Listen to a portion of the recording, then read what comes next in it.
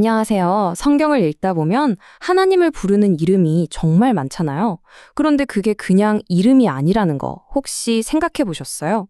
이게 말이죠. 마치 화가가 붓터치를 하나하나 더해가면서 거대한 초상화를 그리는 것과 같아요. 그 이름 하나하나가 모여서 하나님의 성품이라는 엄청난 그림이 완성되는 거죠. 자, 오늘 저랑 같이 그 그림이 어떻게 완성되는지 한번 따라가 보시죠.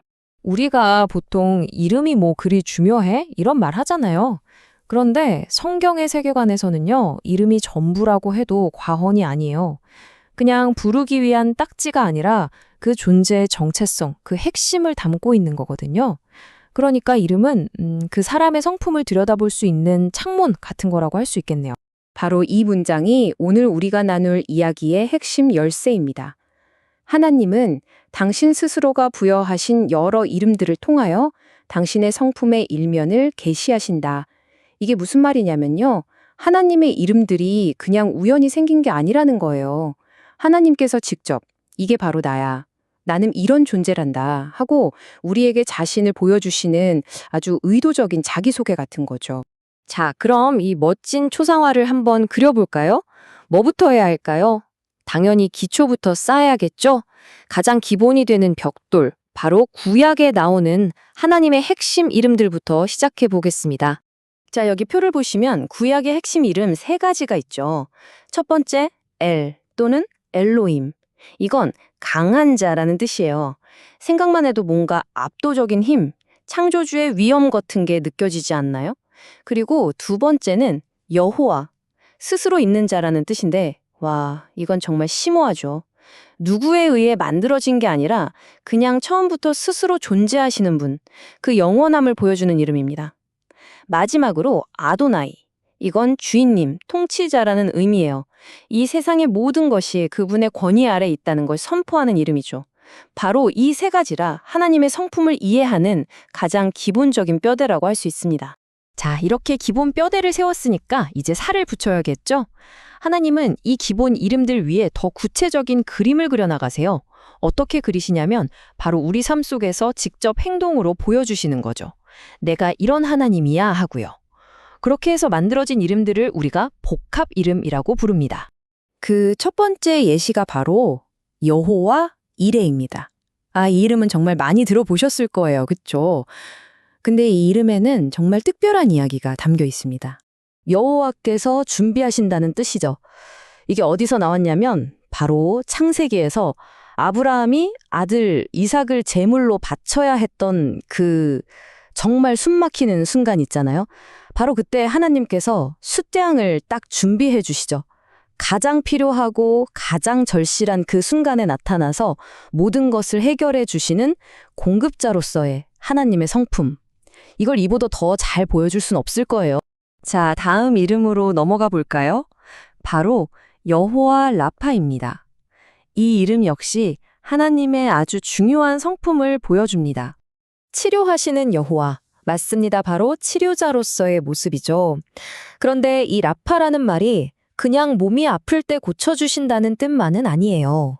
그보다 훨씬 깊은 의미가 있죠. 우리의 상처받은 마음, 깨져버린 관계, 이 모든 걸 온전하게 회복시키시는 치유의 근원이 바로 하나님이시라는 걸 보여주는 이름입니다. 그리고 세 번째 예시는요, 여호와 샬롬입니다. 이 이름의 뜻은 아마 많은 분들이 짐작하실 텐데요. 네, 바로 여호와는 평화라는 뜻입니다. 그러니까 보세요. 여호와 이레는 공급하시는 하나님, 여호와 라파는 치료하시는 하나님, 여호와 샬롬은 평화를 주시는 하나님.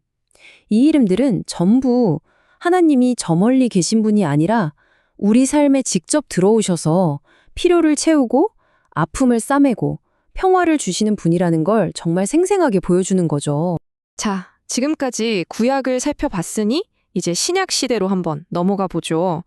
신약에서도 당연히 하나님의 성품이 계속 드러나는데요. 여기서 아주 흥미로운 변화가 하나 생깁니다. 초점이 확 바뀌기 시작해요. 이게 정말 중요한 변화인데요. 구역에서는 주로 이스라엘 민족이라는 큰 공동체와 하나님과의 관계를 다뤘다면 신약으로 오면서 카메라 렌즈가 줌인 하듯이 신자 한 사람, 한 사람에게로 초점이 맞춰져요. 그러니까 국가 대 국가의 관계에서 이제는 나와 하나님 1대1의 개인적이고 아주 친밀한 관계로 바뀌는 거죠. 신약에 나오는 이름들을 보면 이 변화가 더 확실하게 느껴져요. 예를 들어 데오스는 구약의 엘로힘처럼 전령한 창조주 하나님을 가리키는 말인데 이제는 나의 하나님이라는 개인적인 관계로 쓰여요. 퀴리오스도 마찬가지예요. 구약의 아도나이처럼 주인님이라는 뜻인데 이제는 당신은 내 인생의 주인이십니다라는 아주 개인적인 고백이 되는 거죠. 그리고 이 모든 변화의 하이라이트, 그 정점에 정말 혁신적인 이름이 딱 등장합니다.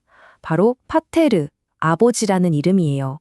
한번 생각해 보세요. 온 우주를 만드신 그 전능한 창조주, 위대한 통치자를 아버지라고 부를 수 있게 된 거예요.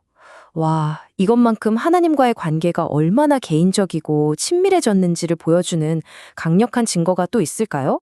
자, 이제 우리가 함께 걸어온 길을 돌아보면서 처음에 이야기했던 그 초상화를 완성해 볼 시간입니다.